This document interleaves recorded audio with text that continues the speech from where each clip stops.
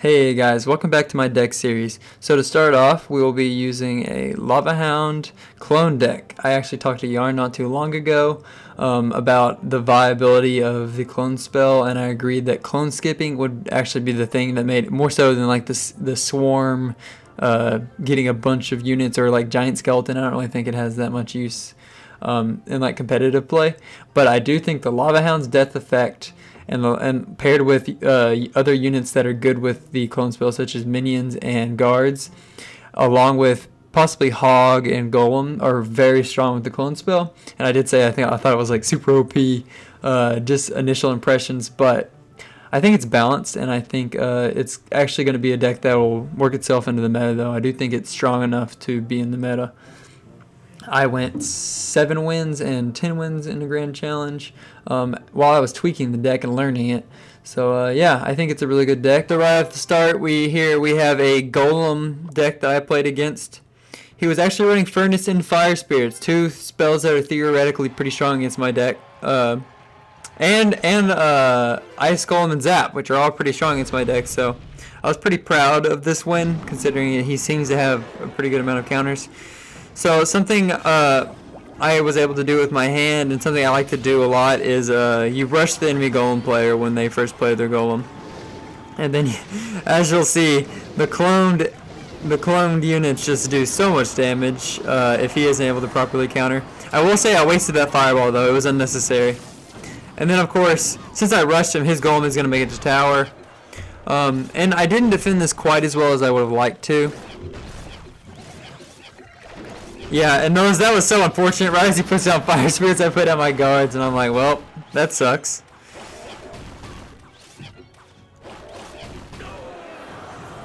So, obviously he's going to take tower. This is going to have to be a 2-crown win, or a 3-crown, but yeah, at least a 2-crown. I started to panic because I was taking a little bit too much damage. This is a slightly different variation of the deck, but it's got the same, feel. I just took out 1 unit and put it in Fireball. I think the one I showed at the beginning is the ideal deck, though. It's the one that I like the most and won the most with. I played 2 Grand Challenges, went 7 wins and then 10 wins. I'm still adjusting to the deck, and I was changing it a bunch during those, but I'm really excited about this deck, and it's really fun to play.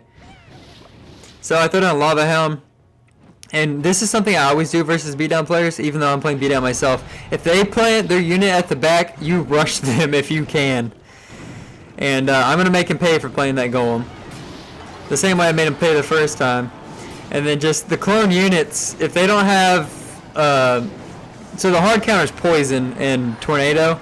But if they don't have those cards, it's just Annihilation if your units can make it to tower. And then right here, it's just going to be me defending for the rest of the game. I kind of do an offensive push here to make him waste elixir, and that way he doesn't have enough time to support his main offense. So I just kind of have to distract and wait for the game to end. So here is another deck that is currently pretty meta, the Hog Cycle deck, and we'll see how I'm able to play against it. Get in the game. So the safe start, like I said before, is minions. Or like a split guards at the back. That's always, like I've said in videos before, like archers at the back. Those are always like the safe plays. You want to start off kind of slow and figure out what their counters are. So it can be really hard with beatdown decks like Lavahound to counter Hog because they have fast pushes. So you kind of have to wait until double elixir or until the Hog is out of their hand, which is what I'll do here. So I waited for him to play Hog, and that's why you never start off the game with like your Lavahound, because you'll get punished in a bunch of games. So now that his Hog is out of hand, he isn't able to rush me. So I'll play the Hog at the back. I mean the Lavahound at the back. And then now I start to build up my push. So here you'll see me clone whatever supporting units I use, and I'll use the Minder to tank at the back. That's like your main push. The thing where you can actually be a little bit weaker. In here I do decide to take a decent amount of damage from the Hog because I didn't have my Inferno Tower in, because he did rotate pretty quickly. And I decided to keep on pushing. I don't want to give up. I'm able to take some damage there, but the important thing is for trying to turn into a counter push. And like there, he had spent so much elixir on offense that he wasn't able to get his fireball in time to kill everything. And even then, the clone spreads everything out so much that like, unless they play it like perfectly, the radius doesn't always hit everything. So I got a ton of damage off there. And if I can just defend pretty much from here on out, which with Inferno Tower against a Hog you can do pretty effectively, that damage was enough to put me in the lead for pretty much like secure me the game as long as I don't make any big misplays.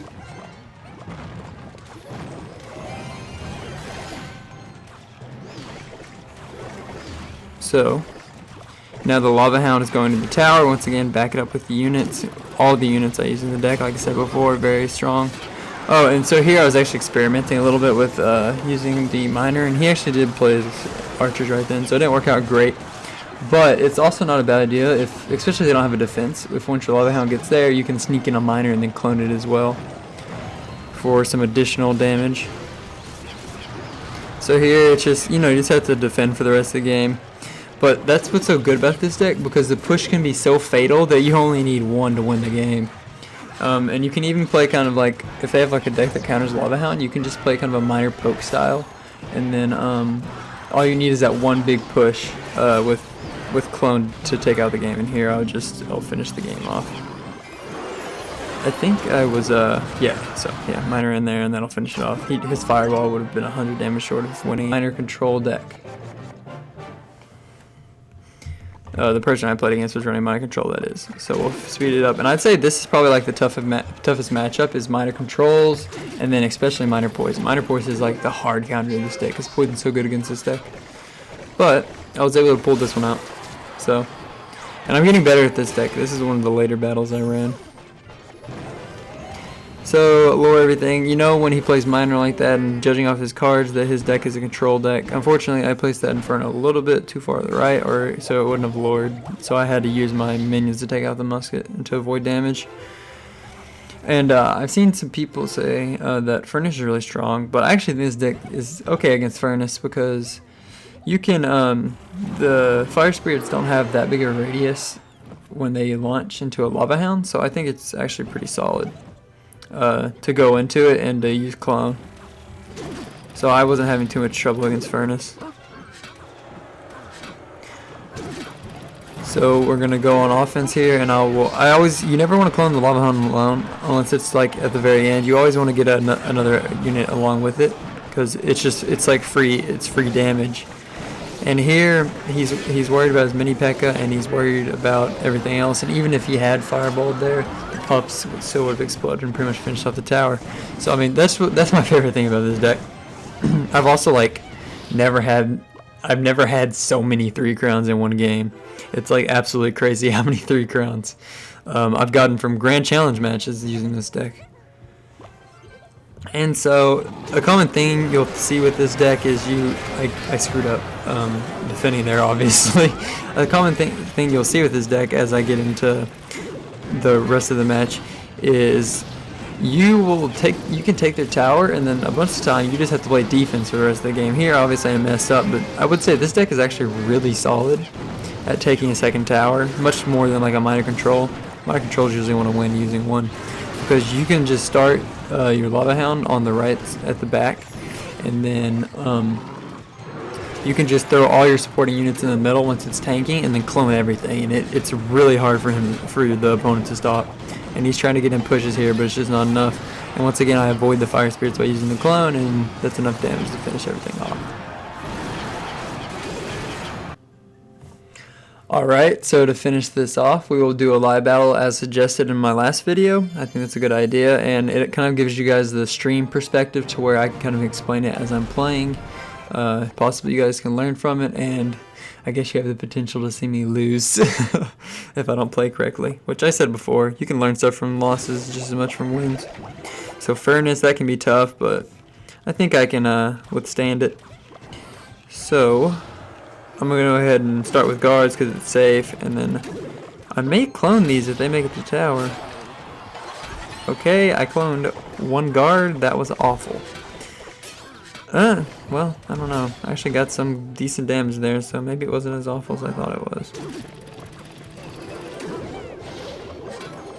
So kind of quick reaction there. I had to hustle. It's a spell bait deck, which can actually be some trouble for this deck, but now that his main push is out of hand, I can play my Lavahound at the back, as long as I don't make sure I don't lose any HP to this minion horde. Oof, that was a tough defense. I didn't pull everything the way I was hoping I would. It was pretty smart of him to throw it in the left side. I really want to... I've already got damage on this side though. I wanted to... Because you kind of want to push into the same lane. Ooh, that's nice that he threw down skeleton on me right then. So that's not too bad. Those minions will eat some fire spirits. This isn't too bad because it keeps me from taking tower damage. But I have a feeling I'm probably going to have to win 2-1 this game. Let's go ahead and clone everything. Take the Inferno out sooner. Ooh, that was not too bad. The pups exploded.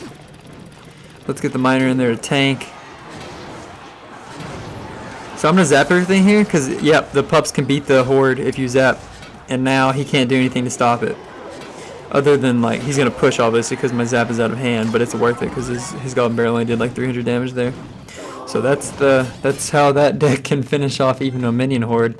It's very strong when paired with zap. So I think there's not really like one room for one other spell.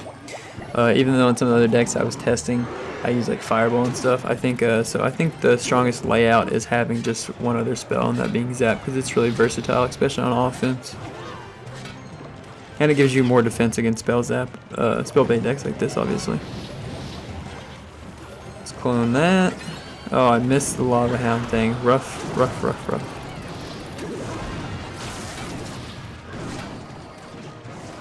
So we're gonna have to set up for another push, but we did get a mega minion hit off there, so not the end of the world. I'm gonna make him waste like a miner or something. Make him waste some elixir, yeah. So yep, I was predicting the Inferno, and his furnace had just spawned, so nothing was gonna spawn to kill. I zapped a little bit early there. I was trying to zap to keep the fire spirits from getting into everything, but still not too bad. The pups are doing work. This deck is so fun, man. Alright, so I have to use... Alright, he just lost. He went too aggressive. He can't stop the Lavahound now. And I had enough to defend there.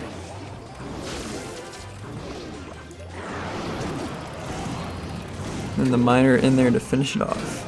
GG, well played. Yeah, so thank you guys for watching. I think this deck is very good. I may make some changes to it in the future. So we'll just see. We'll see as I test more with it. I went ahead a 10-win grand challenge, and the 7 was first. I had a 7-win grand challenge and then 10-win grand challenge. I changed it up and tested out some different types.